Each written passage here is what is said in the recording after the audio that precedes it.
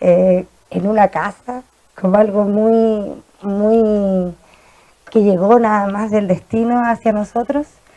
Y de a poco ha ido profesionalizándose, creciendo, cada vez hay más gente, más demanda, hemos construido un camino, hemos avanzado muchísimo.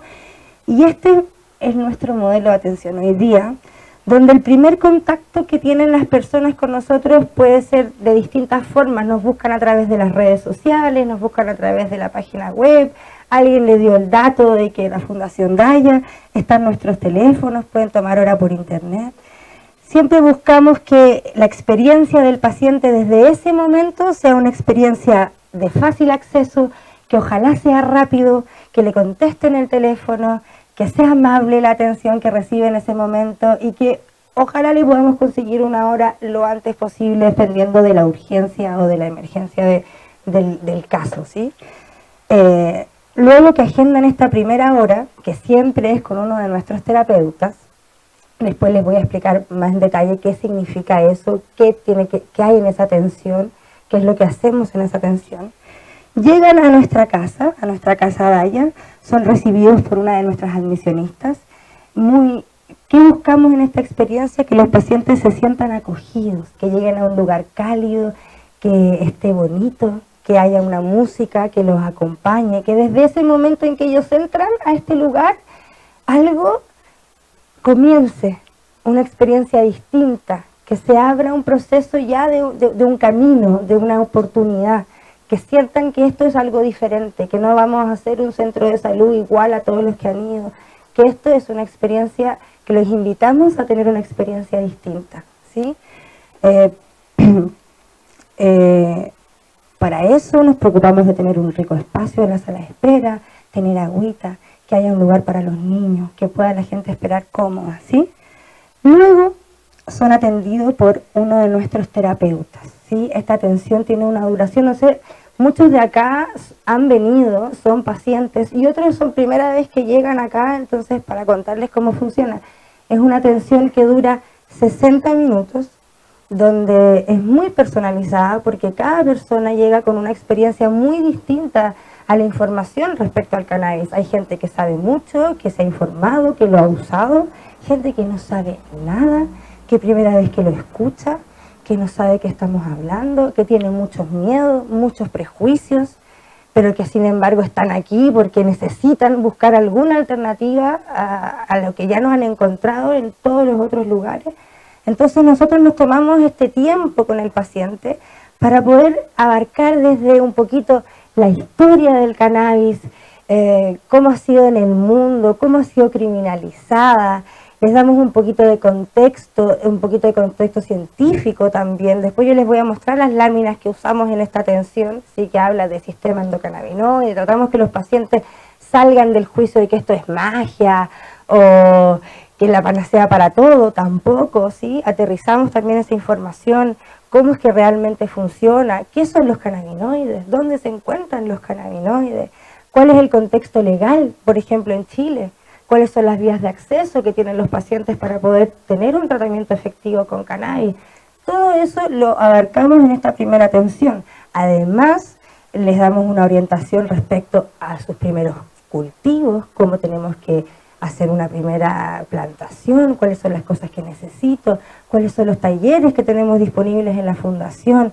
Le hacemos su primera ficha de ingreso, su ficha clínica, se recoge todo su historial, para que así una vez ya que vinieron a esta primera atención, son parte de nuestra red. ¿Sí? Se van con todo el primer apoyo, con sus primeros papeles, para tomar una decisión empoderadamente de qué camino voy a escoger, ¿sí? Voy a tener un autocultivo, hoy día tenemos la posibilidad de acceder a cannabiol, no lo quiero hacer por el momento, quiero conseguirme con un amigo primero para probar. Hay infinitas alternativas que podemos ir encontrando, pero para nosotros, ¿cuál es el foco de esta atención? Es empoderar al paciente, informarlo, enseñarle, educarlo, decir, esto es la realidad, esta es la información verídica, en esto estamos en Chile hoy día, en esto están en el mundo, en otros países, estos son los estudios científicos que existen, porque hay mucha información en las redes, en la prensa, hay mucha desinformación, y hay grupos que están enfocados y empeñados en desinformar. Entonces, ¿qué es lo que hacemos nosotros?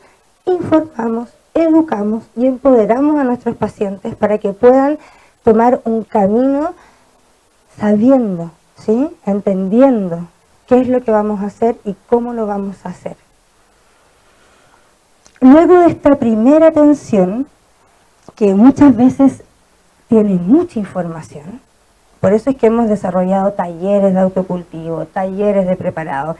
Al principio, en una consulta queríamos abordarlo todo, queríamos al paciente enseñarle todo eso, además enseñarle a cultivar, además explicarle cómo hacer un preparado, para que ojalá se fuera lo más listo posible, porque no habían muchos médicos después, éramos solitos nosotros los que estábamos haciendo el trabajo. Entonces teníamos que educar y dar muchas herramientas para que los pacientes solos pudieran avanzar en su camino. Hoy día, gracias a todo el trabajo que se ha hecho, tenemos un gran equipo médico trabajando con nosotros. Tenemos, si no me equivoco, 5 médicos generales, 2 neurólogos y un psiquiatra. Entonces ya podemos tener este circuito que nosotros deseábamos tener, ya sucede, ¿sí? Entonces después de esta primera atención, los pacientes que deciden continuar y emprender un camino con cannabis, inmediatamente agendan una hora con el doctor. Va a depender de su patología, la especialidad que necesite, pero bueno, generalmente los neurólogos tienen una demora más larga, pero con los médicos generales estamos teniendo proximidad de horas como para la próxima semana.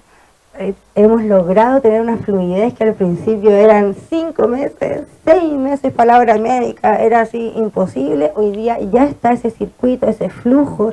Entonces a nosotros, ¿qué nos permite eso? Que inmediatamente los pacientes puedan acceder a sus tratamientos, ya sea con recetas para cultivar, respaldar sus cultivos, recetas para cannabiol, o tomar una decisión ya cual sea, ¿sí? Además de la revisión pertinente de la farmacología que ya toma el paciente. Muchos pacientes vienen de tomar fármacos sin revisión, sin supervisión médica, y eso todo lo vuelve a abordar el médico acá en esta primera atención de ingreso que tiene una duración de 45 minutos. Y eso es algo que hemos querido poder diferenciarnos de la atención médica común, ¿sí? Nosotros pensamos en que en 10 minutos no hay posibilidad de hacer un ingreso de un paciente, de poder escuchar su historia, de poder entender lo que le pasa, de mirarlo integralmente. No es solamente el dolor que trae, no es solamente el síntoma que trae, que puedo abordar en 10 minutos. Hay una historia, hay una vida que debo escuchar ahí y que nosotros hemos defendido contra todos los estándares económicos, se puede decir que es poco sustentable, pero necesario para poder hacer una buena anamnesis, para poder tener un vínculo con el paciente, establecer una conexión, poder mirar a los ojos, escuchar al otro. A eso apostamos nosotros, a que tengamos una experiencia como más transversal, ¿sí? No tan de médico a paciente, mirarlo hacia abajo, sino de que yo como médico te miro como un igual y nos tomamos el tiempo de poder juntos encontrar cuál es el camino apropiado para cada uno. Porque ya van a ver más adelante cuando Diego hable más sobre el cannabis en sí mismo, es una medicina muy personalizada, una misma dosis de la misma preparación puede tener un efecto totalmente distinto en 2 personas con la misma patología y las mismas características físicas. Entonces es una medicina personalizada que requiere de tiempo y de dedicación para cada uno, ¿sí? Bueno, ¿qué hacemos después de la primera atención médica? Los pacientes vuelven a sus controles, a veces son cada 2 meses, a veces cada 6, a veces cada 1 año, cuando hay muy buenos resultados. La verdad es que posterior a eso, 6 o casi 1 año después, a veces de hacer una atención médica acá, cuando ya no han vuelto, los llamamos y hemos hecho encuestas telefónicas, hemos hecho seguimientos y nos alegramos mucho de saber que, por ejemplo, más del 70% de nuestros pacientes están cultivando, que han escogido el camino del autocultivo. que es uno de los caminos que nosotros proponemos acá, enseñamos y los incentivamos, los acompañamos de la mano en el fondo, en todo el recorrido. El terapeuta en esta primera atención les da su WhatsApp, por eso está el símbolo de WhatsApp, para que el paciente pueda contactarse con él y pedir ayuda en todo el proceso que ese paciente se va a demorar hasta ser autónomo en poder o cultivar y tener su cultivo y hacer un experto, sacar sus primeras plantas, cosechar, preparar, o ya sea a través de cannabiol, que ya está funcionando bien, está yendo bien con cannabiol, vengo al médico, busco mi receta, pero quedamos con ese vínculo, para que no se vayan a la deriva y después, ay, nunca más me pude contactar, nunca más supe cómo venir, nunca más supe de los talleres. Siempre se van con el correo, con el WhatsApp del terapeuta que los atendió. Y él es la figura que es el vínculo con el paciente para todo lo que viene después en la fundación. Por eso es que nosotros hemos defendido esta figura.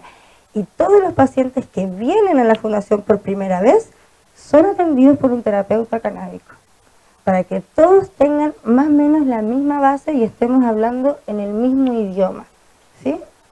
Y ahora les voy a mostrar un poquito qué es lo que muestran los terapeutas en esta atención. Aquí me fui pasando así rapidito por las cosas. Bueno, acá están los detalles de cada uno y acá llegamos a esto, mira. El sistema endocannabinoide, no voy a entrar en detalles porque después Diego lo va a explicar más en detalle. Solo quiero explicarlo de manera muy simple para que todos podamos entender cómo funciona, ¿sí?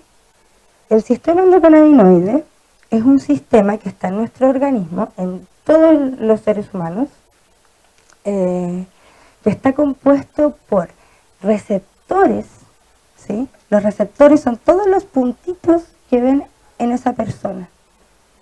Son receptores endocannabinoides, ¿sí? Que están hechos para recibir endocannabinoides que secretamos nosotros mismos, ¿sí? Nuestro cuerpo secreta endocannabinoides. Entonces, ¿dónde más hay unas sustancias muy parecidas? En la cannabis, que son los cannabinoides, que son prácticamente iguales a los endocannabinoides. Entonces, cuando ingerimos cannabinoides de la planta, ¿a dónde llegan?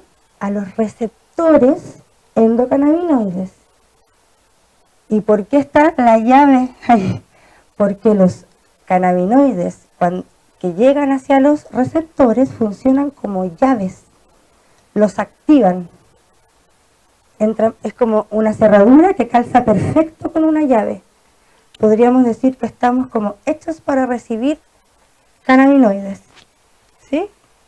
Entonces, cuando nosotros ingerimos cannabinoides externos, ya sea de las plantas, ¿sí? ¿Qué es lo que hacemos? Activamos nuestros receptores cannabinoides.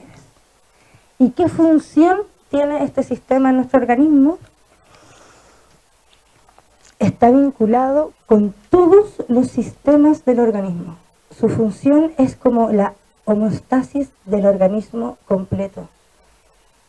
Su gran función es mantener en equilibrio todos los sistemas. Entonces, lo que dicen hoy día la ciencia es que han visto que funciona, que los endocannabinoides están presentes en la mayoría de los sistemas del funcionamiento del cuerpo humano. Más presencia, menos presencia, secreta endocannabinoides, secreta menos endocannabinoides, pero están presentes en todos nuestros sistemas. Así como de manera bien simple, ¿sí? Entonces, ¿qué hacemos cuando ingerimos cannabis? Estimulamos nuestro sistema endocannabinoide, lo despertamos. Incluso dicen que podría ser la causa de muchas patologías tener deprimido el sistema endocannabinoide. Entonces, cuando yo activo ingiriendo cannabis, activo mi sistema endocannabinoide y esto tiende a regular muchas cosas que están irregulares en nuestro organismo. Por eso los pacientes a veces tienen la experiencia de que sí, mira, yo tomé porque me dolía esto o me pasaba esto, pero además estoy yendo súper bien al baño y además estoy durmiendo mejor y además me siento, la piel no sé, claro, porque equilibramos no solamente el desequilibrio por el que yo vine a buscar el cannabis, sino que también interfiere con otros sistemas del organismo. Por eso es que podemos ocuparlo desde para asuntos neurológicos, para asuntos de dolor, para como tópico para la piel. O sea, es un abanico muy grande de patologías que yo puedo abarcar usando cannabis. ¿Se entiende así a palabras simples? Buenísimo. Estos son, está un poquito descuadrado, pero son los formatos de uso. Los más comunes, ¿sí? Lo que más nosotros enseñamos a usar a las personas. Vamos a partir por lo que más realmente nosotros usamos acá es el macerado, ¿sí? Eso es lo que más recomendamos hacer acá. Es como nuestro caballito de batalla para partir, para comenzar, es algo fácil de usar, es fácil de preparar, lo pueden hacer en su casa, es una preparación muy simple. Aquí abajo también entregamos siempre, este papelito se lo llevan todos los pacientes impresos cuando vienen al terapeuta. Y aquí está la receta de cómo preparar ese macerado y cómo empezar a tomárselo, ¿sí? Entonces es como un puntapié inicial bien simple que nosotros les entregamos como una herramienta inmediata. Si alguien está con mucho dolor, está con crisis, bueno, vaya, que el hermano le preste, le consigue tantos gramos con este aceite de oliva, se consigue estos elementos que son simples. Por ejemplo, aquí está el ejemplo con 10 gramos de cogollo, pero también dice que el mínimo es de 4. Se podrían hacer 4 gramos por 40 ml de aceite de oliva. Eso se pone en un Pyrex de vidrio, porque el Pyrex son estos de vidrio que resisten el calor. Se pone la hierba molidita con el aceite de oliva dentro del Pyrex y el Pyrex adentro de una olla con agua. O sea, se prepara baño María. Uno que se preocupe que el fuego sea suave, que el aceite de oliva no hierva, y eso lo hace rellenando el agüita del baño María, como cuando uno cocina un postre, que se te va evaporando el agua y tienes que volver a echarle. Lo mismo durante 3 horas, después lo filtras con estos filtros como para hacer café manual, ¿sí? Que venden de tela, de algodón. Lo filtro, queda toda la materia vegetal en el filtro y el aceite que está colado está listo. Eso lo pongo en un frasquito con gotario y lo puedo empezar a tomar bajo ese esquema que es el más seguro de todos, que es una gota en la noche. Nunca nosotros recomendamos que nadie parta con más de una gota, incluso puede ser media gota, ¿sí? Y en la noche, y en su casa, porque uno no sabe cómo le va a hacer, puede que sea muy sensible o puede que tenga alta tolerancia. Entonces, lo más cuidado es empezar con una gotita, ¿ya? Eso es lo que nosotros le sugerimos a todos nuestros pacientes. Y ahí, de a poquito, así va escalando, mira. Una gota en la noche, 4 días. Al 5.º día recién, si que anduve súper bien, estuvo todo perfecto, le agrego una en la mañana y después la de la noche. Por otros 4 días que repito el mismo esquema. Si anduvo todo bien, todo perfecto, puedo sumarle 2 gotitas en la mañana y 2 gotitas en la noche. Por 4 días. Y así. Y nunca más, nunca aumentar de a más. Porque ¿qué nos puede pasar? Estoy tomando 2, todavía me siento mal, me duele, me voy a tomar 7 y me sentí mal. Y tuve una sobredosis, que eso sí puede pasar y me puedo sentir mal. Puedo tener taquicardia, puedo tener sudoración en las manos, puedo sentirme medio desorientado. ¿Y qué me va a pasar ahí? No voy a saber si la gota que me dio la sobredosis fue la número 3, la número 4, la número 5, la número 6 o la número 7. Entonces no sé en qué punto me perdí y ya fue mucho para mí. Por eso siempre voy de una en una. Y así nos cuidamos que nadie vaya a tener una mala experiencia. Porque una mala experiencia nos puede dejar traumados y no querer nunca más probar nada. Y quizás, si lo hubiéramos hecho bien, hubiéramos encontrado un buen resultado, ¿sí?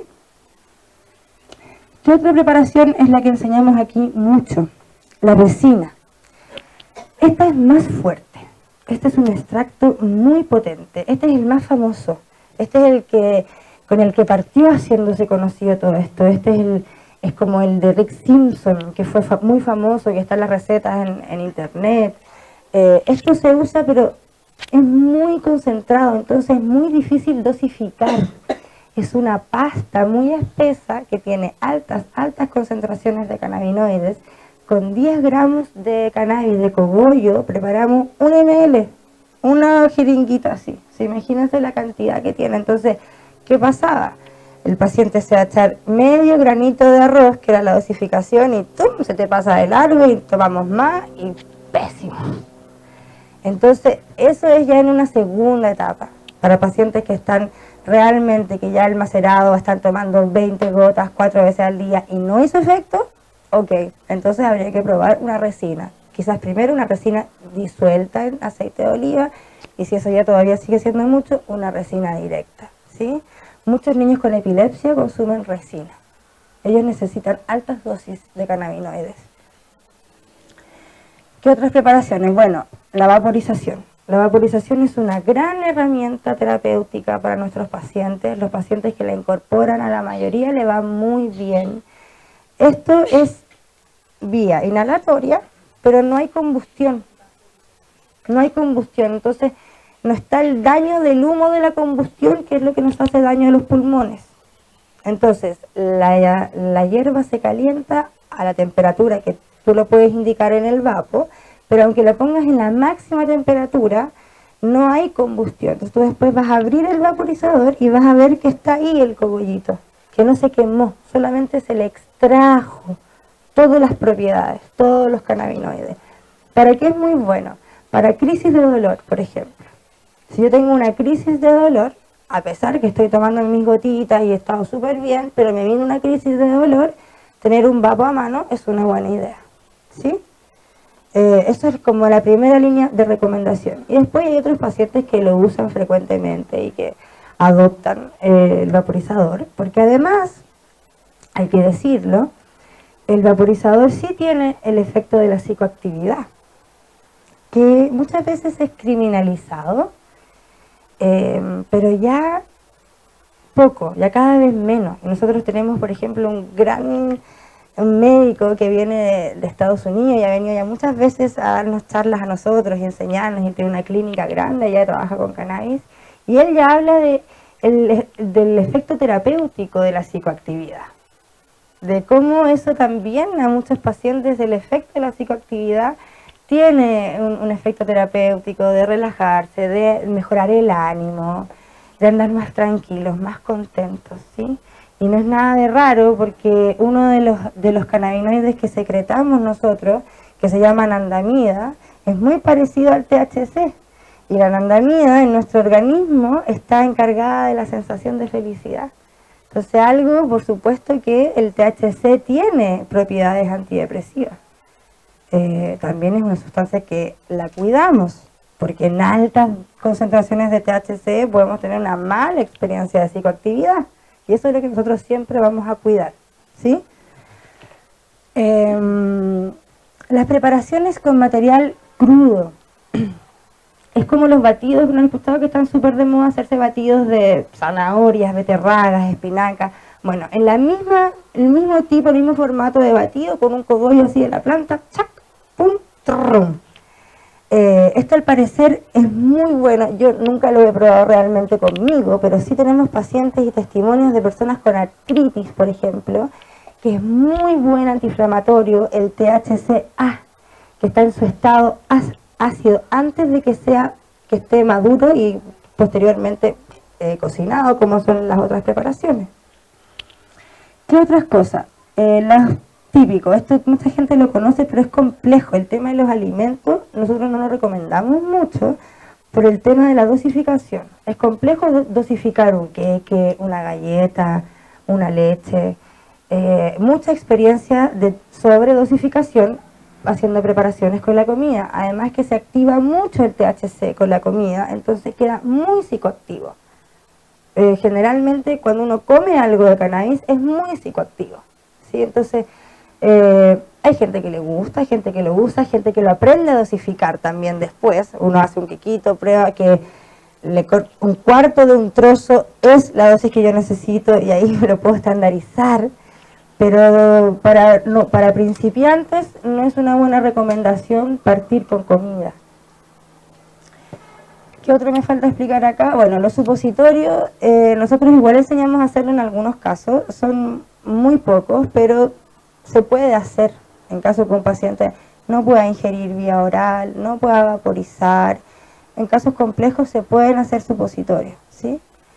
Y las pomadas, la crema y la pomada, que es maravillosa. Nosotros enseñamos a hacer en todos nuestros talleres de preparado, primero hacer la resina y con la resina hacer esta pomada, que es un sueño. Yo creo que los pacientes que la han probado o que han tenido la suerte de poder hacerla, realmente yo la uso en el botiquín de mi casa para todo, para los golpes, para las quemaduras, para las picaduras, para todo tipo de cosas de la piel, para dolores musculares, para alguna lesión. Es muy, muy buena. Y ahí sí que nos estamos ahorrando cualquier tipo de problema o de que no quisiéramos ingerir cannabis o tener mucho miedo a la psicoactividad. Bueno, una pomada, una crema también nos puede servir. Y esta es otra hojita que también se llevan los pacientes cuando vienen, que no se las voy a explicar en detalle, pero que es lo que nosotros le damos a nuestros pacientes, que es cómo cultivar en exterior, en la época en que hay que cultivar en exterior, y cómo cultivar en interior, en la época que hay que cultivar en interior, que es en indoor. Ahora ya estamos en época de indoor, ya no se puede cultivar en exterior, ¿sí? Ahora todo lo que plantemos va a ser en carpa hasta octubre del próximo año, que volvemos a poder plantar en el exterior, por las condiciones de la luz. Para todo esto, y más detalle de esto, pueden venir a una consulta. Una vez que son pacientes, pueden venir a nuestros talleres de autocultivo, que son todos los martes a las 3:30 de la tarde. ¿Ya? Sácanos fotitos. Porque si me quedo explicando esto mucho nos podríamos demorar, porque aquí están las semillas, los cannabinoides, la cepa, entonces podríamos alargarnos mucho, ¿ya? Por eso lo voy a pasar rapidito cuando le saque la foto. Ya. Y esto que es súper importante, cuando ya se decidieron a cultivar, es importante estar informados, y esto también nosotros se lo enseñamos a los pacientes, que en Chile está permitido cultivar con fines médicos, recreacionales, espirituales, rituales, etcétera, ¿sí? ¿Qué pasa? Van a preguntar al tiro, bueno, ¿y por qué entonces se los llevan detenidos? ¿Y por qué pasa lo que pasa? ¿Y por qué todavía hay usuarios presos? Bueno, hay una mala aplicación de la ley, ¿sí? Fundamentalmente es eso, porque en la ley 20.000 sí está establecido que se puede cultivar para uso personal y próximo en el tiempo o con fines medicinales, recreacionales, espirituales, etc.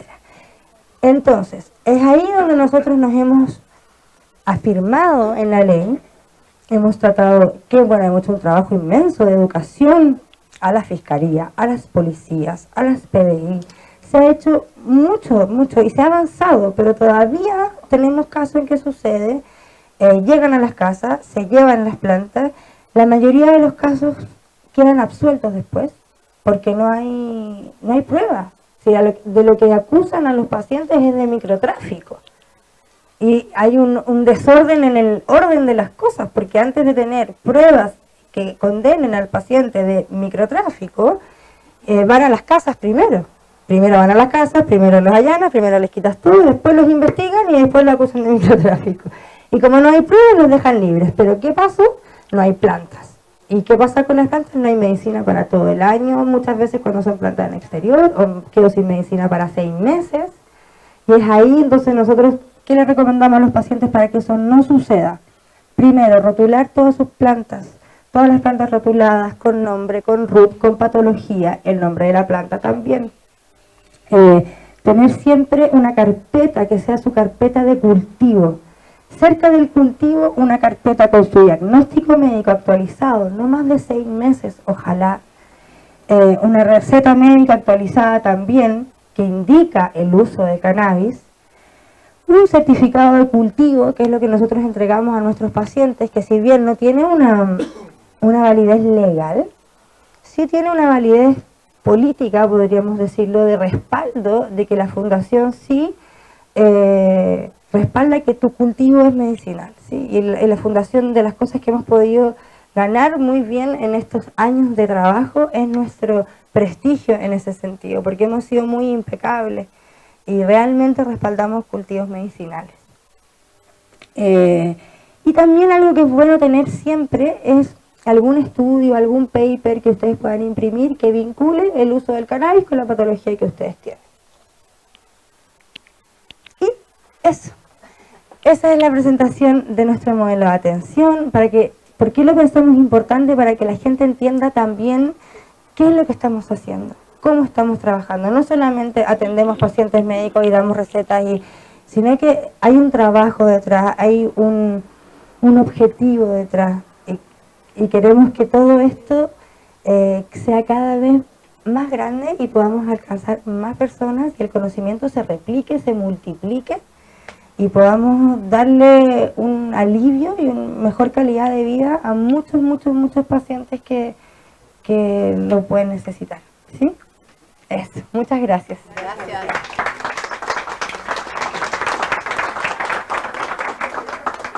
Y ahora viene el Diego.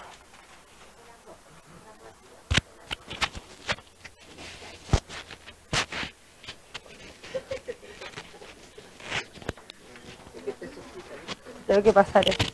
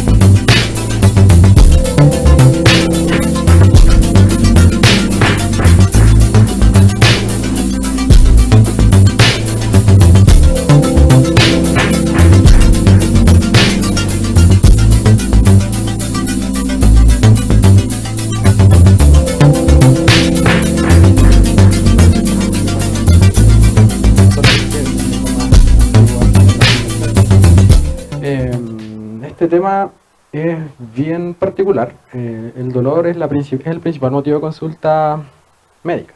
¿Ya? La primera cosa que uno acude al médico. La consulta pediátrica tiende a ser más la fiebre, pero porque los niños no se quejan mucho del dolor. ¿Ya? Ahora, eso es en urgencia. En la consulta general el dolor también es importante. Por favor, yo hablo rápido, hablo temas difíciles. Si no entienden, agradezco que me digan, no entiendo, levanten la mano, y no tengo problema en tratar de explicarlo de una manera que sea entendible, ¿ya?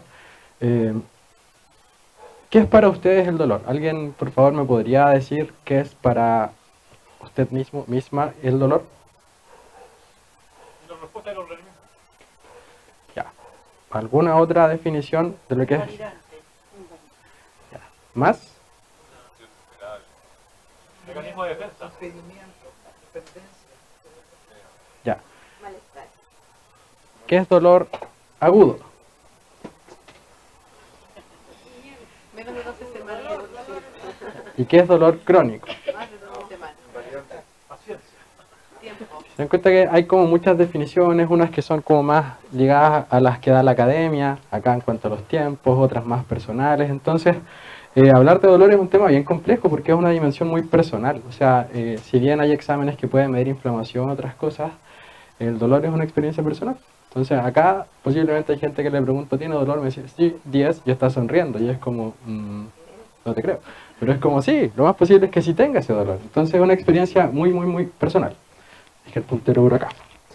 Ya, entonces vamos a partir evidentemente por algunas definiciones.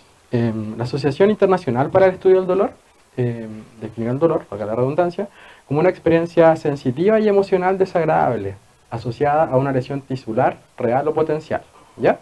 Entonces eso es primero, como una experiencia sensitiva y emocional. Y emocional. ¿Ya? Y ya abajo quise poner una definición como no tan académica, sino más ligada como a lo más convencional de literatura, tal vez una definición más general, como un sentimiento intenso de pena, tristeza o lástima que se experimenta por motivos emocionales o anímicos. ¿Ya? Entonces vemos que no está tan distinta, o sea, tan distante de lo que es la definición más académica, médica, de lo que es el dolor. Ahora, en cuanto al dolor, la percepción del dolor consta de un sistema neuronal sensitivo, que son nociceptores, que son aproximadamente como estos receptores que tenemos, por ejemplo, en los tejidos. ¿Ya? Y que además tienen las vías nerviosas en el fondo, que son las que llevan la información al sistema nervioso central. Y lo que también acá es interesante, que además de responder a los estímulos tisulares, dolor, calor, presión, etc., la nocicepción puede estar influida por otro tipo de factores, como los psicológicos mayormente. ¿Ya? Vuelve a aparecer este factor psicológico. Ahora, si vamos a lo que es dolor crónico, en cuanto a las definiciones más académicas, vemos que es aquel que se prolonga más allá del tiempo de curación normal. ¿Ya? Yo tengo una lesión, tengo un herido, ya está mi lesión recuperada, pero yo sigo teniendo dolor. ¿Ya? Y además carece un sentido normal de la advertencia nociceptiva. Esta relación con mi dolor ya es distinta. No es como la otra que yo andaba muy pendiente de no tocar esto, sino que ya se pierde un poco esta relación con el dolor. Y habitualmente esto significa, lo que ya se había dicho, periodos entre 3 a 6 meses de duración. ¿Ya? ¿Qué hace la diferencia? La verdad es que cuesta encontrarlo un poco. Yo creo que hace que tan invalidante es el dolor. 3 meses, si el dolor es invalidante, ya me parece sensato tratarlo como dolor crónico. También depende de los medicamentos que se hayan indicado. Y a 6 meses si es que ya es un dolor que no es tan invalidante tal vez. Pero también es algo muy personal. Lo que también es significativo que en las mismas definiciones de dolor crónico y en las estadísticas sale que no suelen responder a tratamientos y además pueden acompañarse de trastornos psicológicos. ¿Ya? Entonces es difícil tratar dolor crónico. De verdad, cuando alguien llega con un dolor crónico, con una artrosis, con un dolor lumbar, con una neuropatía, uno siempre, yo como médico temo, y más con cannabis que es más, aún está bastante cuestionado. Ahora, hay muchas maneras de clasificar dolor. Ya yo solo quise poner una, la verdad es que la quise poner porque da más nombres, pero sin duda que hay distintas maneras de clasificar el dolor. Ya vimos el primero como agudo crónico, como esta presentación es en cuanto a dolor crónico, la verdad es que me centré un poco más en esas, ¿ya? Entendiendo que dolor agudo es otro tema en este momento. Entonces está el dolor crónico primario, reumatoideo, vascular o trastorno por dolor, ¿ya? Está el dolor crónico de origen oncológico. En este caso no nos vamos a centrar en el origen oncológico, en esta presentación, ¿ya?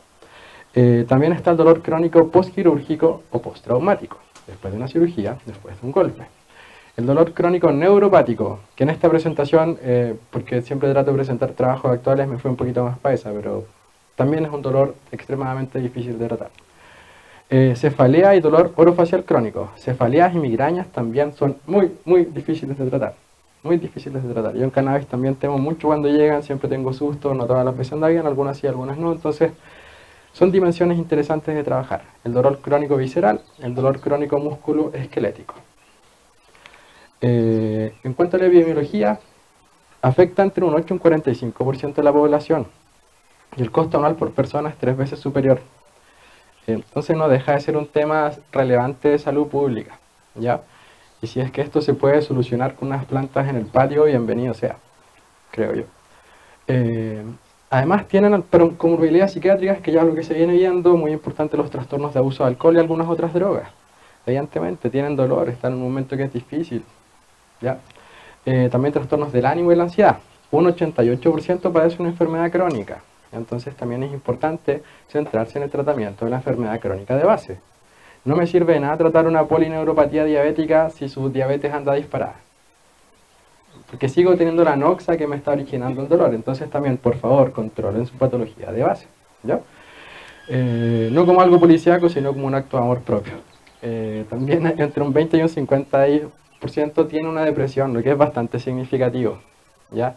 Y es evidente, o sea, despertarse, ya sea por dolor o despertarse y asumir que uno tiene dolor, es algo bastante difícil, ¿ya? Ahora, ya como yendo a lo más típico, esta es la escalera analgésica de la OMS, ¿ya? Que clasifica, evidentemente hay críticas, pero yo creo que solamente por algo expositivo y de orden quise presentarlo. Ya está el escalón 1, en el cual ocupa analgésicos no opioides. Vamos a revisar después, acá están los más conocidos como opioides, ¿de acuerdo? Más coanalgésicos. Este tema, vamos a hablar un poquito de coanalgésicos, ¿ya? En este caso, el escalón 1 sería los que están tomando paracetamol, ibuprofeno, metamizol, ¿ya? Yo creo que varios conocen esos medicamentos, todos lo hemos tomado. A mí cuando me duele la cabeza tomo paracetamol. El metamizol puede bajar la presión, pero es bastante bueno para la fiebre también. Un poco lo que quiero sintetizar acá es que no satanicemos los medicamentos. Vamos por un uso racional de medicamentos, ¿ya? Si conocemos sus efectos adversos, centrémonos en el ataque del dolor, reduciendo los daños. Yo creo que eso es más importante. No satanicemos los medicamentos. Cannabis no se lleva particularmente mal con los analgésicos, de hecho los potencias, ¿ya? Entonces, no seamos tan fanáticos así, voy a empezar por cannabis y dejo todos los medicamentos. No. Lo más posible es que no vaya a resultar, ¿ya? Vamos con estrategias de ir generando tolerancia. Dosis más altas de cannabis son más efectivas, pero también con más efectos secundarios. Pero no queremos que anden con los efectos secundarios. Es una decisión personal, pero creo que es más correcto que no los tengan, ¿ya? Ahora, si vamos al segundo escalón, ya empezamos con los opioides débiles. Codeína, y acá ya empieza un famoso para varios, tramadol, ¿ya? Más coanalgésicos, más los del escalón 1, ¿ya? Sería, yo estoy tomando ya un pack que contiene estos medicamentos más un coanalgésico. La polifarmacia nunca es deseable. Nunca, nunca, nunca. ¿Por qué? Porque hay más interacción entre medicamentos. Lo ideal es aspirar a una monoterapia. A lo más 2, pero siempre reducir la cantidad de medicamentos. Eso es bastante importante. Ahora, si yo llegué, acá siempre lo que se hace, subo dosis, no me va bien, incluyo uno de estos. Subo dosis, no me va bien, incluyo uno de estos. Y acá ya empiezan bastante más fuertes, morfina, fentanilo, metadona, opioides más potentes, ¿ya? Y ya se crea el cuarto escalón con métodos más invasivos, más coanalgésicos, ¿de acuerdo? Como derechamente intervenciones quirúrgicas, dispositivos. ¿Se entendió más o menos esta escala convencional clásica, que es el camino que más o menos siguen los médicos cuando uno va a la consulta? ¿Y por qué me sube la dosis? ¿Por qué más medicamentos? Pero en realidad tiene un sentido de ser y tampoco creo que que absurdo. Podemos criticarla sin duda. Ahora, vamos a los coanalgésicos, ¿ya? Acá yo creo que hay varios conocidos para varios y varias. Los antidepresivos y ansiolíticos se recetan junto a los analgésicos para mejorar algunos estados depresivos o de ansiedad que pueden acompañar al dolor crónico, cuando este es intenso. También se prescriben particularmente en dolor neuropático, como es el caso de la amitriptilina, que también es un antidepresivo, y diazepam, clonazepam, que ahora estamos más en Chile hacia el clonazepam, es de los como ansiolíticos, es bastante habitual. Y a mí me encanta siempre el comentario de una doctora argentina que también indica cannabis, que dice que el que toma una benzodiazepina del día es como, por favor, ocupa cannabis. No sé, creo que es válido el comentario, cuidando los límites, evidentemente. Ahora, sigamos, anticonvulsivantes. Se desarrollan inicialmente para problemas cerebrales, evidentemente la epilepsia, pero también se les ha encontrado indicación en dolor neuropático. Y la sustancia más conocida es la gabapentina y una que ustedes conocen, la pregabalina. Sí, la pregabalina es un antiepiléptico, un anticonvulsivante, ¿ya? Que se le ha encontrado un manejo en el dolor. No vamos a entrar a discusiones de medicamentos esta vez. Ya aquí, para no seguir mareándolos con medicamentos, también están los neurolépticos que se desarrollan para algunos tipos de problemas psiquiátricos.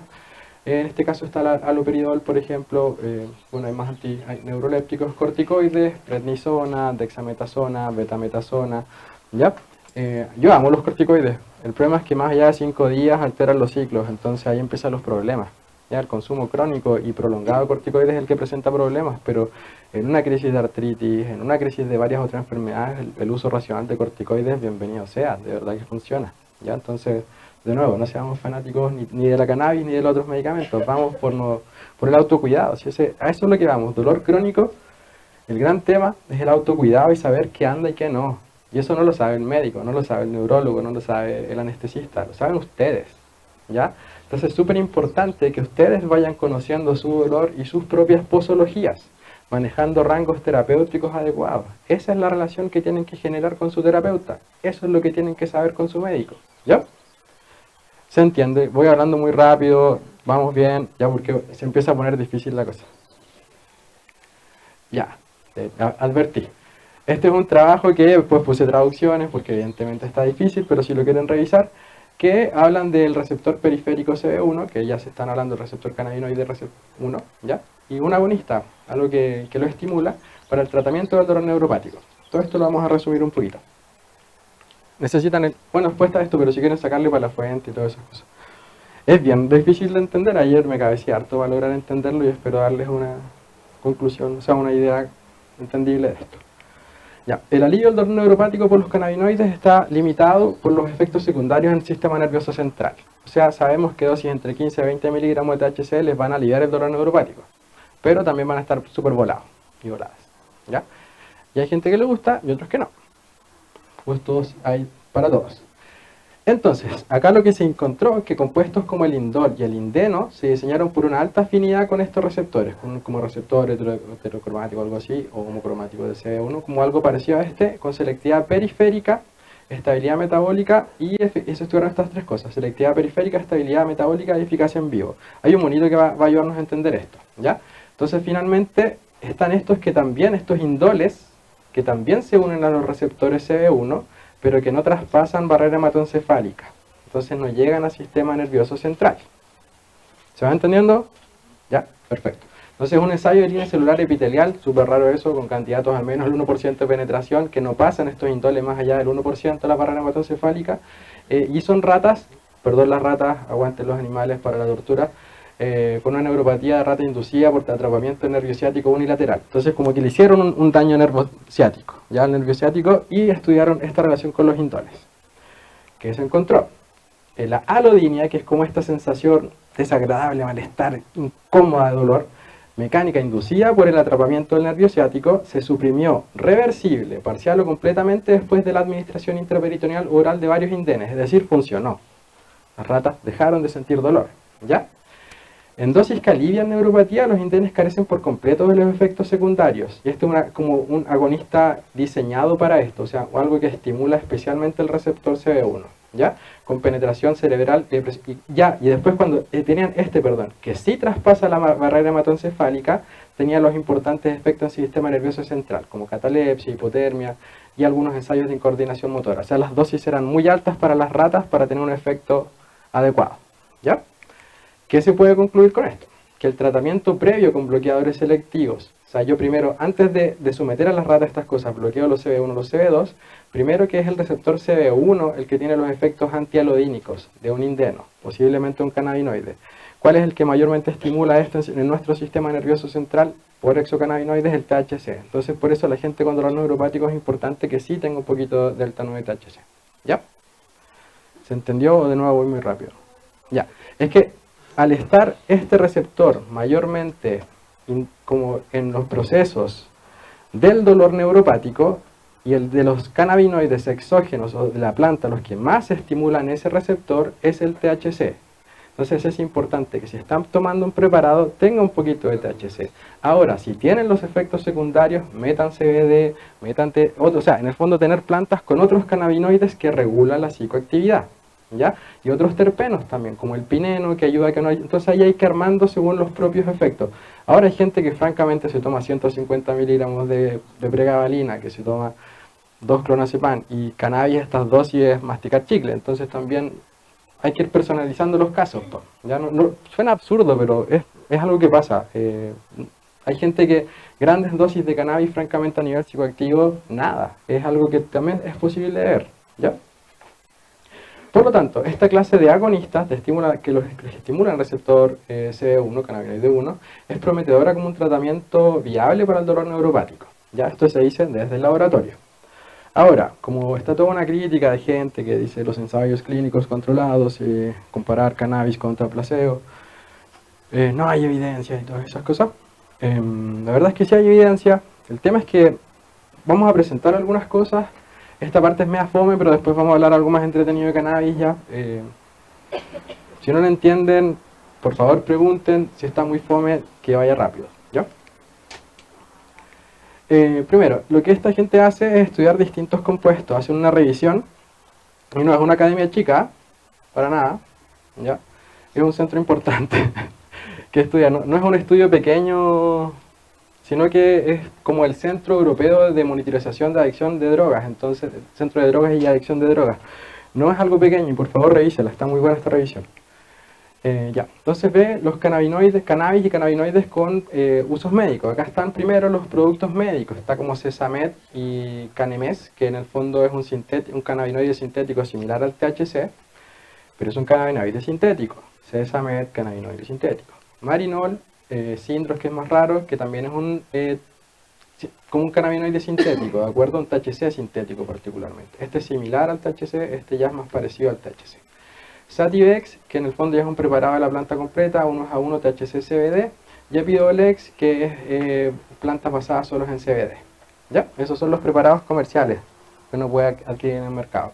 En Chile creo que se puede comprar Sativex y evidentemente también se puede comprar cannabiol. En cuanto a los preparados, está la cannabis cruda. Por favor consideren la cannabis cruda. ¿Ya? Aquí cuando yo le pongo temperatura a cannabis, descarboxilo el cannabinoides en estado ácido y pasan a estados activos, y ahí es cuando tienen los efectos más psicoactivos mayormente, pero también analgésicos. Pero la cannabis cruda como antiinflamatorio, anticonvulsivo, anti varias cosas, anda súper bien. Ahora es un poco invisible, ya, porque no voy a sentir mayores efectos más allá de los que se van viendo acumulativamente con lo antiinflamatorio y lo antitumoral. Entonces la gente que piensa que consumir cannabis solo es volarse, es como no, en verdad no, hay otras alternativas. Lo ideal es que no sea más allá de los 50-70 grados, porque si no ahí se empieza a... Menos. Mire, cannabis crudo lo ideal sería algunas preparaciones de resinas que lamentablemente sí requieren más tiempo, pero si no, consumir francamente hojas o las flores verdes y frescas en batidos, en estados más bien frescos, ¿ya? Entonces idealmente me imagino hacer unos zumos, cosas más bien de ese estilo, ¿ya?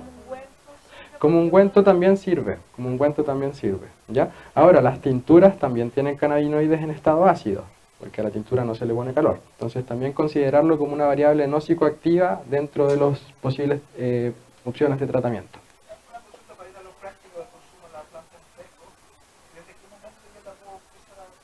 Mira, es muy buena pregunta. Esto es algo que se va aprendiendo más de los cultivadores y es como cuando la planta está lechosa en su máxima expresión, antes de que se empiecen a dorar un poco más los... Efectivamente, se cosecha precozmente en el fondo de la planta. Se cosecha precozmente, antes la planta, ¿ya? Y eso no siempre anda, pero la verdad es que hemos tenido algunos casos que anda muy bien, o asociándolo a los tratamientos también anda muy bien, ¿ya? Pero lo fresco dura... Es lo fresco mientras esté fresco, mientras no cruja. Depende de la planta, pero la verdad es que tienes que irla mirando, porque puede ser un mes antes, 2-3 semanas antes, pero idealmente 3-4 semanas antes. Hay que ir mirando la planta cómo está también el volumen y todas esas cosas. Antonio sabe más que yo de estos temas, así que por eso no está mal si quieres intervenir, Antonio. ¿Ya? Ya. Están los preparados magistrales, que esto es algo que ojalá exista en Chile, que es que yo vaya con mi plantita. Existen artefactos que pueden ir separando los cannabinoides de la planta y yo puedo ir armándolo según esto. Entonces sería ideal esto, como a mí me da mucha ansiedad, entonces le pongo más CBD, o yo quiero más foco, le pongo más pineno, que son los terpenos que también tiene, ¿ya? Algo que sería ideal llegar, pero francamente no existe en Chile. Esto se podría pseudo lograr desde los preparados artesanales. Y lo otro que buscan ellos es los productos estandarizados, ¿ya? De preparados de pacientes, que algunas resinas, algunos aceites macerados, pero que estén estandarizados en el fondo. En lo que estamos atrasados es en medir nuestros aceites, y los aceites artesanales la verdad es que en la práctica clínica presentan menos efectos adversos. El tema es saber qué es lo que contienen, ¿ya? Yo siempre digo, el que tenga plata, que invierta en esto, por favor, que ponga una empresa a medir esto, ojalá ponga precios éticos también, eso es muy importante. Sí existe en Concepción, creo que está Canalab, Y ahora algunas universidades van a empezar a hacerlo. Hay chicos en la Federico ya haciendo mediciones, acá en los USACH también están midiendo THC y CBD. Entonces, ¿se hace con qué? ¿Con un espectrógrafo? efectivamente. Que ahí hay dos tipos de mediciones por gas o varias cosas más. Yo no soy experto en el tema, pero lo más correcto sería una cromatografía. Con cromatografía. Ujú. Bueno, yo he escuchado un médico norteamericano que se demostró que un canal que no está identificado de un lado, que no se lo quita. Entonces sería muy bueno si no pudiera... O sea, sería lo ideal, porque así también vamos enfrentando de manera responsable los tratamientos. O sea, si sé que alguien tiene un trastorno metabólico, diabetes, le voy a poner más THCV, porque sabemos que tiene mejores resultados en esto. Si alguien tolera mal el THC, vamos a poner relación 2, 3, 4, lo que sea necesario el CBD para bajarle los efectos del THC. Si a alguien el CBD no le va bien porque lo vasodilata, lo marea, se le baja el CBD lo más posible y se le pone otros terpenos. Entonces sí, es lo deseable, es lo que deberíamos buscar. Pero eso también se puede lograr sabiendo qué cultivar. Bueno, mira, volvamos a volver. Yo tengo unas diapos re entretenidas para terpenos. ¿Ya? Así que denme un tiempito y vamos a llegar a eso que está re entretenido. Vamos a cerrar con esto, FOME, revisión de número y todo. Vamos a ir a aromas de cannabis y esas cosas que son más entretenidas. ¿Ya? Esta gente, entonces lo que hizo es que buscó varias revisiones sistemáticas, los cuales yo voy a presentar dos. Una que vamos a hacer alguna crítica y otra que también vamos a hacer algunas críticas, pero positivas o negativas. Vamos a exponer lo que muestran en realidad. ¿Ya? La primera que ellos citan es una que es del 2015, que es un metaanálisis bayesiano, que es un tipo en el cual yo tengo una hipótesis pero no tengo resultado en cuanto a esto, o mayores fuerzas para pensar algo por sobre otro. 178 pacientes con varios tipos de dolor neuropático, en 5 ensayos clínicos controlados aleatorios, ¿ya? De cannabis herbal inhalado y vaporizado, o sea, fumado y vaporizado. Siendo que el cannabis fumado ya deberíamos empezar a no estudiarlo.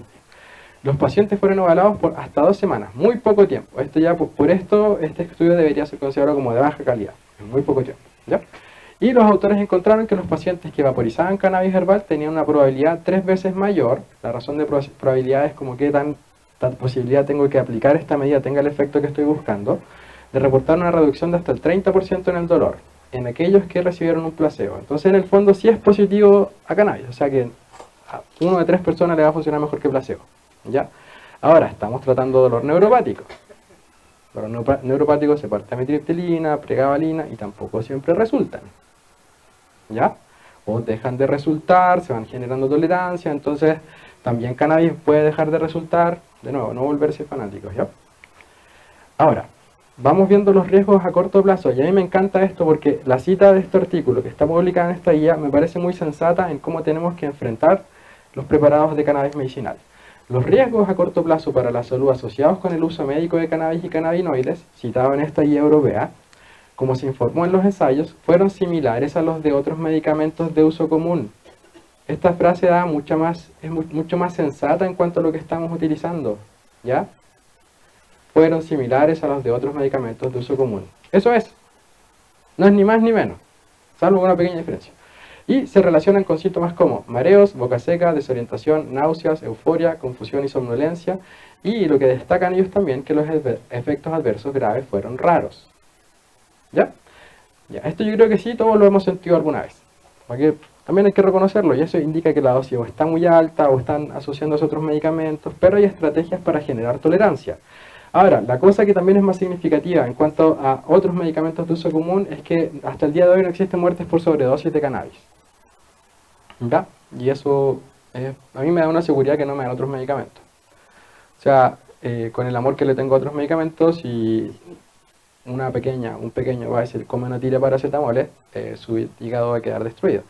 Si una pequeña va a decir toma un frasco de cannabis, va a estar súper volada 2 días, lamentablemente gran accidente, pero su riñón, su hígado, su cerebro después va a estar bien. O sea, cannabis se han atribuido efectos a corto plazo, y ese es otro tema que después vamos a revisar, los efectos que también puede tener el sistema nervioso central. Es que son muchas las variables. Estoy hablando de un contexto de accidente, jamás promoviendo el consumo de cannabis en niños, salvo que tengan una condición lamentable que requiera ser tratada, ¿ya? Vamos siendo responsables con lo que uno dice. Ahora, ya terminando las cosas fomes, Cochrane, que es como la gran base de datos de revisiones sistemáticas, es como donde están los estudios más importantes de la industria farmacéutica, sí ha hecho estudios de cannabis, ¿ya? Y tiene un estudio que es en dolor neuropático, que es de las pesadillas más grandes en cuanto a manejar. O sea, dentro de estas pesadillas está la neuralgia del trigémino. No sé si alguno de los presentes tiene esa patología, pero es bien difícil de tratar. Ya. Esta revisión Cochrane evaluó los estudios que compararon la eficacia de cannabinoides herbales basados en plantas y sintéticos, atención que ocupan hartos sintéticos, con la de placebo para reducir el dolor neuropático crónico en adultos. Una revisión nuevecita, ¿ya?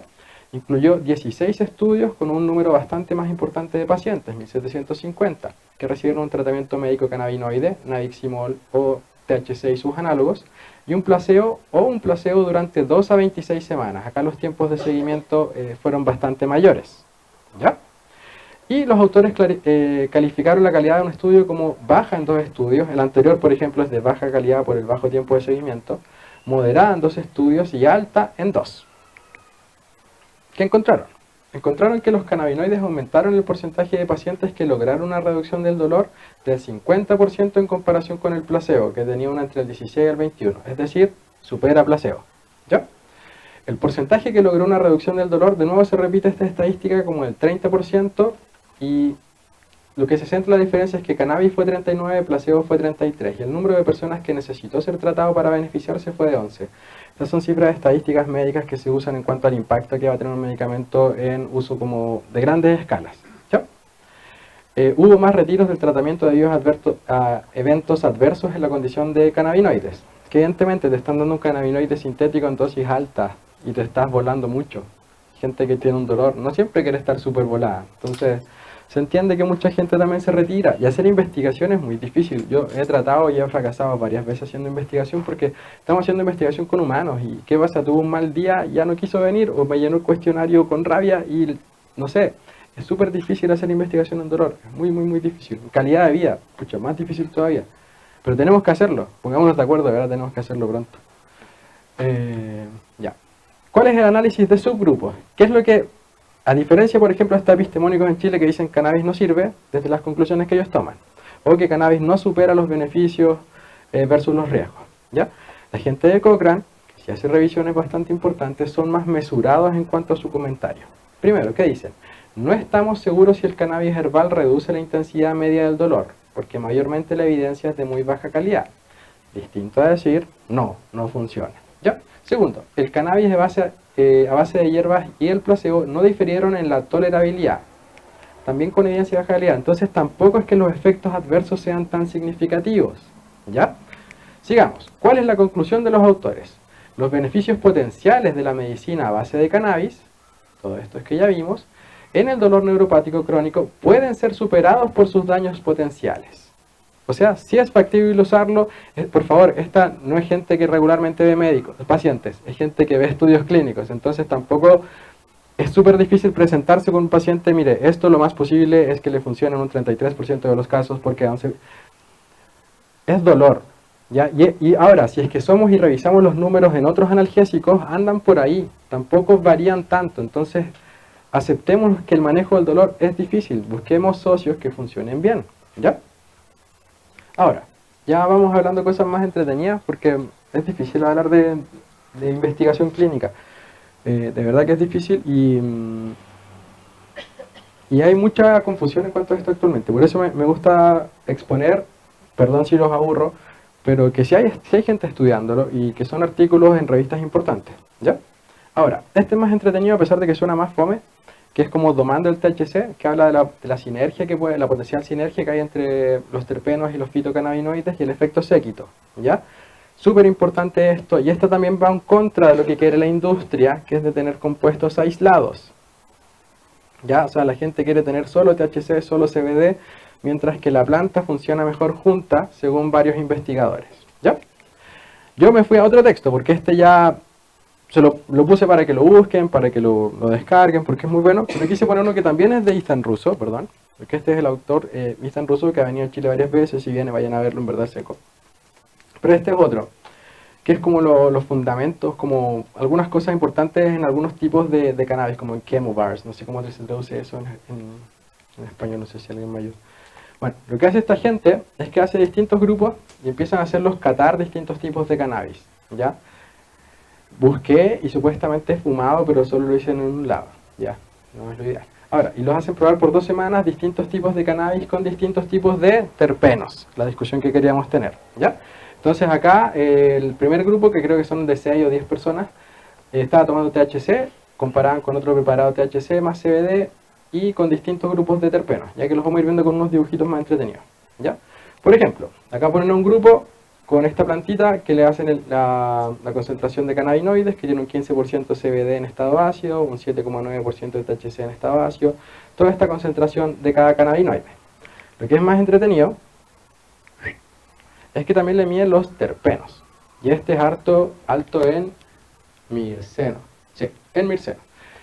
¿Y qué es lo que encontramos? Que estos pacientes empiezan a referir qué sienten con esto, así como más a nivel personal, pero publican un poco los resultados en conjunto, ¿ya? ¿Y qué encontraron? Primero, que estos eran como los aromas que iban sintiendo, que era sutilmente frutoso, con un sabor más herbal. El mirceno tiene este aroma a hierba. O sea, cuando uno huela algo así que huela a hierba, no hierba, bueno, también marihuana, pero que huela a un aroma herbal, tal como suena. Con un componente terroso tal vez. Ahora, este también tiene un componente cítrico que está dado por un componente de linalol, ¿ya? Y el efecto que tiene es mayormente relajante con confort, ¿ya? Entonces, ¿cuándo vendría súper bien algo así? Después del trabajo, para dormir, una planta deseable para ese momento, ¿ya? Siguiendo con esto, otra plantita, otro tipo, el perfil de cannabinoides, el perfil de terpenos, las concentraciones de CBD en estado ácido, THC en estado ácido. Curiosamente, plantas con un perfil mayormente hacia el CBD. Y este es alto en pineno, ¿ya? El aroma a pino, ¿ya? Hay ciertas plantas que uno dice, bien a pino como el tema.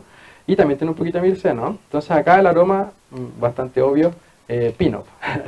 Y un poco como alcanfor, este aroma amentolado. ¿Y qué es lo que produce esto? Es focus. Así cuando la gente se vuelve loca escribiendo, es como entonces para la gente que tiene problemas de concentración, por ejemplo, muchas veces la fibromialgia o los trastornos por dolor, para el día sería muy deseable una variedad que sea alta en pineno, para producir una mayor concentración. Ya cannabinoides en estado ácido, este tipo de cosas, se va dando una terapia más personalizada.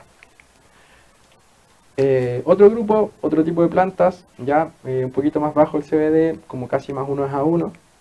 Y está terpinoleno, estos ya son como sesquiterpenos. El terpinoleno también es un aroma como entre pino y menta, ya también como alcanfor, pino, medio frutoso. Es un terpeno, es un sesquiterpeno que es más complejo, ¿ya? También tiene mirceno, y este es como más complejo, pero también es más energizante. Entonces los aromas a limonados, apinados para el día, ya amentolados, a alcanfor, ¿ya? ¿Se entiende? Voy muy rápido, hablo muy bajo, hablo muy raro, ya. No necesariamente, esto es el preparado que luego fuman en esta investigación, ¿ya? Esto es como está, yo le pongo calor y esto ácido varía, ¿ya? ¿Se entendió o no? ¿De verdad? Todavía veo cara de extrañeza. Porque es el cogollo, es el cogollo el que tú estás midiendo. Es que no, eso es cuando ahí no está en verde, está ya como listo para fumar. El tema es que igual están en estado ácido ahí en la planta, pero son mejormente como así, para los preparados es más fácil hacerlos con la planta antes, o están en mayor concentración, porque varios de estos, si tú ves, la planta igual ya tiene un poquito de THC, hay algunos que ya han virado a otros cannabinoides. El tema es que cuando la planta está más joven, la concentración de THCA está más alta, versus otros cannabinoides que ya empiezan a haber cambios, porque vemos que varios cannabinoides empiezan como a delta 9, delta 8, entonces empiezan a cambiar a otros cannabinoides. Ese momento es como está más alta la concentración de cannabinoides en estado ácido. ¿Ya? Ya, de nuevo, estábamos con el terpinoleno entonces, que es como un poquito más complejo, entre pino, entre menta, entre alcanfor, ¿ya? Otro quimobar, otro tipo de planta, que ya está más tirada para el THC, y esta está derechamente el limoneno, es más compleja, tiene beta-cariofileno, tiene linalol, ya que este es el de la lavanda, y tiene mirceno, y vemos que produce como... Eso no sé si es introspección o inspección, no me acuerdo, pero calma, confort, como que este ya es un poquito más complejo el efecto, ¿ya? Entonces acá también empezamos a ver el efecto séquito, porque entre más terpenos hayan, voy viendo un efecto más complejo también descrito por los pacientes, ¿ya? Ya volviendo a las últimas plantitas, por ejemplo esta que es más alta en beta-cariofileno y en linalol, confort, calma, para el sueño, para el tutito. Ahí está bien, ¿ya? Entonces, un dispositivo que sería súper útil para poder hacer eso sin fumar, porque yo no les recomiendo fumar, ya eso es para su vida personal, en formato medicinal, cómprese un vaporizador, un buen vaporizador, en el cual yo pueda poner la temperatura. La biodisponibilidad es muy alta, es del 25%, le estoy sacando harto provecho al medicamento. El tema es que hay grandes variaciones. Lo que quise poner acá es que acá están las temperaturas donde se empiezan a ver los distintos cannabinoides y terpenos, ¿ya? En el 156 empiezo con el pineno, 157 ya estamos con el THC, 160 el cariofileno, 160 el mirceno. Ahí va a estar esto, está en internet en todos lados. El tema es que cuando yo trato de inducir sueño, a pesar de que lo ideal es no ir sobre los 190, sí sugieren un poquito más porque empieza el linalol, que es sobre los 195, que es el de la lavanda, que es más sedante, está CBN también, que es más narcótico, y temperaturas más altas como el THC estarían para cosas más metabólicas, produce menos taquicardia también. Entonces la gente que de repente queda muy acelerada, mejor que le ponga un poquito más que menos. ¿Se entendió eso? Temperatura. ¿Ya? ¿Se entendió eso? ¿Se puede hacer con el vaporizador? Con un vaporizador, y por eso siempre es importante que sea un buen vaporizador y que yo pueda poner la temperatura. ¿Ya? Ya estamos terminando, se ha hablado harto, vamos a dar espacio a preguntas, es un tema que es complejo, espero lo tomemos para bien, que haya estrategias. Hay estrategias de generación de tolerancia, o sea, cannabis sí tiene efectos adversos, sí, los tiene, pero hay que saber cómo utilizarla para que estos se reduzcan de la manera más significativamente posible, ¿ya? Esta tablita que la mostramos varias veces, en el fondo es una tabla resumen. ¿Qué es lo que inhalo? Flores, algunos extractos y aceites. Actualmente está bien de moda el rosin, por ejemplo, pero que es bastante más concentrado. Entonces, para alguien que se está iniciando, no partan con rosin, por favor, ¿ya? Tampoco con leche o con queque o con esas cosas. ¿Nunca? ¿Ah? Depende de la temperatura a la cual tú planches. Porque hay gente haciendo rosin a 50 grados, hay gente haciendo rosin a todas las cosas. Rosin es un sistema en el cual planchan las flores con una suerte de papel mantequilla, que yo no me lo sé, disculpen la gente más técnica, y en el cual lo planchan con temperatura a presión. Entonces le sacan la resina que tiene la planta, en el fondo los tricomas. Y esto se vaporiza en unas canastas especiales y es como un concentrado, en el fondo es un extracto, ¿ya? Entonces en concentraciones mucho más pequeñas tú tienes mucho más cannabinoides, te vuela más en el fondo si es que es muy alto en THC, depende de los cannabinoides que vaya teniendo la planta, ¿ya? Inhalación, entonces estábamos en aceite, también se puede, aceites, el tema es que con los aceites no se recomiendan inhalar, ¿ya? Yo me mantendría flores y extractos. Yo desconozco qué tipo de aceites se podrían vaporizar. De estos más gringos que tienen diluidos no sé qué cosas, pero flores y extractos. Entre menos cosas yo le ponga, mejor anda lo que yo voy a inhalar, ¿ya?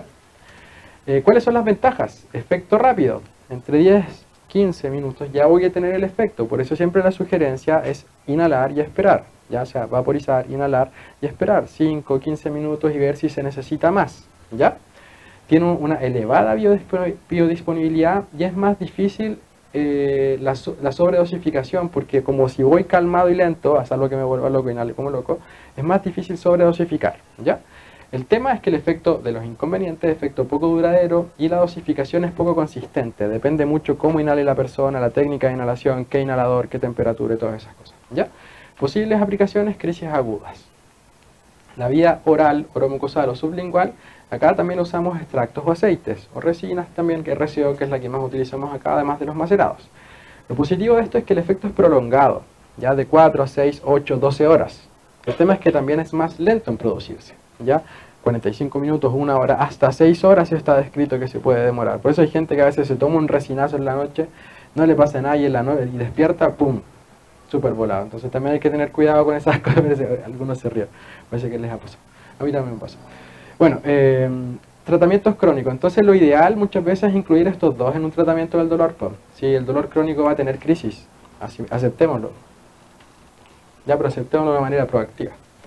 La vía tópica, está buena la vía tópica, y también se vienen los parches transdérmicos, ¿ya? Cremas, ungüentos, lociones, parches dérmicos, efecto prolongado, 4 a 6 horas diría yo en lo personal. Lo bueno es que el efecto es localizado y no hay psicoactividad. Ya, entonces a la gente que no le gusta estar volado, va a trabajar o le complica la psicoactividad, el uso tópico es bastante recomendable. También es lento y el tema es que hay poca penetrabilidad. Si es una lesión profunda, por más crema que se pongan, el cariñito tal vez hace más efecto que la crema misma. Que tampoco está mal. ¿Lesiones a la piel para el uso tópico? Sí. Y dolor también, manejarlo con uso tópico. ¿Ya? A veces, ya el cariño también es significativo, ahí está el componente psicológico también del dolor. Pues. Sí, es rico que uno le hagan cariñito. Tratamientos localizados, ya la vía tópica. Bueno, y también está el tratamiento rectal en cuanto a supositorios, también está la vía transvaginal. Hay mujeres que tienen dolores menstruales muy importantes, hay gente que tiene menometrorragia. En esos casos creo que con fluidos no tiene sentido, pero para la gente que sí tiene como, ¿cómo se llama esta patología que tiene migración del endometrio? Endometriosis, que es un dolor bastante invalidante. No sé si alguien conoce a alguien con dolor, en algunos casos incluso migra tejido endometrial al recto, entonces incluso tienen diarreas con sangre, es como bien doloroso, ¿ya? Y en estos casos la gente como precozmente, antes de que llegue su menstruación, ocupan óvulos vaginales y parece que están teniendo buenos resultados también, ¿ya? ¿Qué tan profundo puede ser el efecto tópico, por ejemplo? Es que es muy personal, que sabéis que varía profundamente. Tengo una señora que ocupó cannabiol todos los posibles extractos y preparados en dosis alta y nunca tuvo efecto, y se aplicó recién atópico y sí tuvo efecto. Entonces, de verdad que es difícil predecirlo. Siempre se parte, partimos igual que la OMS, de abajo y vamos subiendo, si no es tan distinto a cómo manejamos cannabis, pero es difícil darte una respuesta para eso. Ahora yo siempre lo sugiero, porque vuelvo, siempre un cariñito, un masaje va a ser agradable, difícilmente va a estar contraindicado, salvo un episodio de dolor agudo. Ya, que en ese caso mejor vaporice, unas gotitas, vaya a dormir. ¿Ya? Cuéntame, ¿todo este tipo de tratamiento produce adicción? Ya, dependencia no se ha demostrado y hay hartos artículos, incluso la OMS ya reconoce esto en su última declaración, la de febrero. Ya, lo que sí puede llegar a producir es una dependencia psicológica, una adicción física no por dos cosas. Primero, tenemos nuestra propia cannabis, nuestro sistema endocannabinoide, además la cannabis o los cannabinoides de la planta quedan en las grasas. Entonces yo no voy a tener un síndrome de deprivación importante si yo dejo de consumir cannabis. No es tan severo como con una benzodiazepina, como con un opioide, que empieza con dolor de guatas, náuseas, vómitos cuando tiene una deprivación. Esto es porque mi cuerpo va liberando lentamente los cannabinoides que quedan en su propia reserva, ¿ya? Entonces, psicológica sí, como también existe al celular, a tantas otras cosas, y también hay que generar una relación saludable y no abusar, o sea, tampoco puedo esperar encontrar todas las respuestas y soluciones en la cannabis, y también esta es una muy buena pregunta. Y en dolor crónico, siguiendo en esa línea, es muy importante buscar la menor dosis efectiva. Clave, ¿ya? Porque es un dolor crónico que se va a prolongar en el tiempo, y la tolerancia es algo que pasa, ¿ya? Y para combatir la tolerancia es la menor dosis efectiva, rotar las variedades. Si una variedad ustedes ya están tomando 15, 20 gotas y no tienen alivio del dolor, ocupen otra planta, paren unos 3 días, paren una semana, paren, depende, hasta 21 días si es que ya el consumo era muy importante de cannabis, como un heavy user, como alguien que usaba mucha cannabis, hay que parar más tiempo. Ahí rote con medicamentos, hay que hacer estrategias para el manejo del dolor, ¿ya? La página del doctor Sulak, Healer, tiene como buenas pautas de cómo ir bajando algunos medicamentos y aumentando cannabis. Entonces la gente que le gusta estar más esquematizado, en healer.com es posible encontrar eso. Y yo en lo personal me gusta más que la gente tenga su cuadernito, su calendario y vaya ordenando su dolor y su propia dosis. Ya creo que eso es más sensato, somos organismos independientes, entonces muchas veces hay gente que toma una vez al día. Hay gente que toma cada 6 horas, entonces desarrollen sus propias pautas de dosificación. Ya, para terminar, esta es una tablita que más que nada pasarle las dosis estimativas en cuanto a las gotas, las cantidades que están teniendo. No se ve nada y está difícil cortarla, pero si pídanla, esta presentación está disponible. Y el tema es que ahí salen las dosis con los preparados habitualmente según las mediciones que me entregan los bancos de semillas. ¿Ya? El tema es que esta es la información que entregan los bancos de semillas. En base a eso hacemos las estimaciones en cuanto a nuestros preparados artesanales. Miramos, alguien que tenga plata, por favor, que compre un cromatógrafo, ¿ya? Y lo haga a precio ético. Eso, dudas, preguntas, comentarios. Eso que mostraste hace un rato de los terpenos que ayudan para enfocarse durante el día. ¿Cuál es? Pineno es el que más te ayuda en focus, ¿ya? Como el aroma pino, alfa y beta pineno. Limoneno también te ayuda en energía, y el sesquiterpeno, que es un aroma mentolado como alcanfor, como mentol, un poquito más complejo, ese también está bueno para el focus. O sea, un niño, por ejemplo, que fuera como muy... que se vuela muy fácilmente en una clase, por ejemplo, que no se concentra, ¿le podría dar? Es un tema complicado, pero no sé. O sea, sí, en teoría sí. Ahora, no sé, es que si bien en trastornos de déficit atencional con hiperactividad, cannabis ya sí se ha estudiado, es un tema complejo. Yo creo que si otra medicación no ha funcionado es válido probarlo. Bueno, también es decisión del padre, es que acá los médicos estamos muy acostumbrados a nosotros imponer nuestra ley y la verdad es que el derecho a tratamiento es una decisión del paciente. El paciente elige su tratamiento, por más que a los médicos no nos guste. Y a esto vamos, que muchas veces que nosotros apliquemos cannabis en niños es que otras cosas o no han resultado, o padres que ya lo están utilizando, aplicar reducción de riesgo. ¿Cómo ocupando esto yo reduzco los potenciales daños de esto? ¿Ya? Entonces, niños es un tema bien complicado, el uso de cualquier medicamento, de cualquiera, ¿ya? Los antidepresivos también han demostrado tener efectos muchas veces negativos en los niños, entonces yo la verdad es que ahí se me sale un poco el hipismo y busquemos otras alternativas. La verdad es que entre más podamos retrasar el consumo de cannabis mejor. Ahora, si es un niño con epilepsia refractaria, si es un niño con cáncer, el discurso es distinto. Separemos un poco las instancias, ¿ya? ¿Sí? ¿Alguna otra duda? Cuando estábamos hablando de los corticoides, hemos entendido que una también un sistema puede producir corticoides endógenos. Es que lo que se está viendo, cannabis, sí, es que algunos cannabis tienen un efecto como like corticoide, como similar al corticoide, pero es más bien inmunoregulador. Y tiene que ver con los receptores CB2 mayormente, ¿ya? Entonces es una discusión que es un poco difícil de dar porque no hay muchos estudios en inmunidad en cuanto a esto.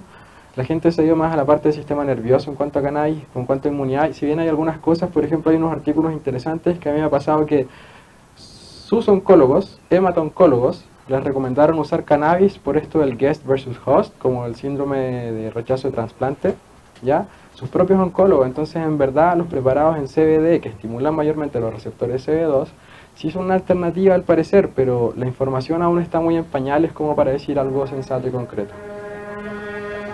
Creo que hay una cultivadora ahí. ¿Qué cosa? ¿Cómo puedo hacer como cultivador para aumentar la cantidad de terpenos en plantas? Es que eso es el perfil de plantas que tú tengas. Por ejemplo, el THC es lúmenes dependientes, pero los terpenos me imagino que va más los nutrientes, no sé. Ahí te puede responder más. Genética también. Eso depende más de la genética de la planta, honestamente. Antonio sabe más de eso que yo. Mira, generalmente el perfil de terpenos viene... No, aquí tengo mi... El perfil de los terpenos viene generalmente dado por la variedad de la planta. Hay variedades que tienen mayor concentración de pineno, otras de limoneno, entre otras. Pero tengo entendido que no tiene relación directa con la fertilización que tú le das a la planta, ¿vale?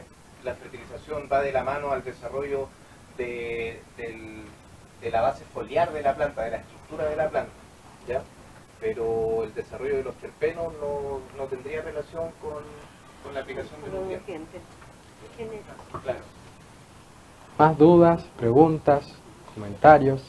¿Sí? ¿En qué medida se parecen los endocannabinoides a las encefalinas o endorfinas? Es una muy buena pregunta que para mí en lo personal las endorfinas son los endocannabinoides. O sea, la verdad es que no me he dado el trabajo de buscarlo, así que solo es una apreciación personal. Es de las próximas búsquedas que tengo que hacer en Google. No le tengo una respuesta más sensata que esa. Bueno, quería consultarte, por ejemplo, una neuropatía diabética, que es un dolor muy complejo de manejar. Los pacientes que consumen mucho tipo de medicamentos, nada le hace bien. Y más encima, si le agregamos que si esa persona se dializa, se saca la diálisis, digamos, yo sé que muchos medicamentos lo saca la diálisis, pero no sé si, ¿qué pasa con el tema de la... En estricto rigor no, porque ya la mayor parte de los cannabinoides cuando ya está en su receptor ahí queda, ¿ya? Y cannabis tiene un paso hepático renal que es bastante discreto, que es mucho menor a otros medicamentos. O sea, sí tiene una activación por el citocromo P450, pero es bastante más discreto que otros medicamentos. Y en diálisis tenemos algunos pacientes y la verdad es que no hay mayores diferencias en cuanto a su dosificación. ¿ya? Como tiene su grupo especial de receptores, llega y es bastante, ya llega y ahí se quedó, y en cuanto a el paso renal de cannabis no es tan significativo, como más entrando a lo que es diálisis. Y en pacientes con polineuropatía diabética, la verdad es que cannabis sí funciona varias veces, no todas las veces, pero a hartos pacientes les funciona. Pero también hay que motivarlos a un buen control metabólico. Entonces, como sí, a mí, ante la pregunta ¿cannabis sirve para diabetes?, como que prefiero preguntar ¿y tiene neuropatía? Y ahí me siento más cómodo en lo personal, como que siento que ahí tiene un sentido más de aplicación, porque en estricto rigor lo primero es que esté ordenada su diabetes. ¿Ya? Pacientes que tengan dolor crónico y que estén amamantando. Qué difícil, qué difícil. Dolor crónico y lactancia. En estricto rigor, todas las guías recomiendan no usarlo, ¿ya? Pero no recomiendan tampoco usar ningún medicamento. Claro. Entonces, partiendo de esa base. Ahora, si la mamá es epiléptica refractaria, o si la mamá tiene una neuropatía, por ejemplo, neuralgia del trigémino, o no sé, como que ahí están las cosas en la balanza. Sí pasa un poco a la leche materna, pero creo que es peor no darle esa leche materna que darle una leche con cannabinoides. Además que el paso, esta discusión que tanto pasa, no pasa tanto alcohol. Mira, en estricto rigor la sugerencia sería no derechamente, pero analizar el caso a caso. Porque, no sé, si esta persona tiene epilepsia refractaria, chao. En lo personal, si esa persona llega convencida, doctor, yo voy a usar cannabis, ya, pues veamos cómo lo hacemos, de tal manera que esto te genere menor daño. No fumes, primera cosa. Probemos la vía sublingual tal vez, o la vía tal vez inhalatoria que dura menos tiempo, de tal manera que esté menos sistémico. Yo en lo personal me centro más en lo inhalador vaporizador, en vaporizadores en este caso, temperaturas bajas, porque dura menos tiempo en el metabolismo, entonces posiblemente pasa menos a la leche. Ya, eso es como mi estrategia, conversando los pros y los contras, siempre centrándonos en que no le pase nada malo al bebé. O sea, si le pasa una cosa, por favor, suspendámoslo de inmediato, siendo sensatos, sin duda. Por ahí hay una pregunta, sí.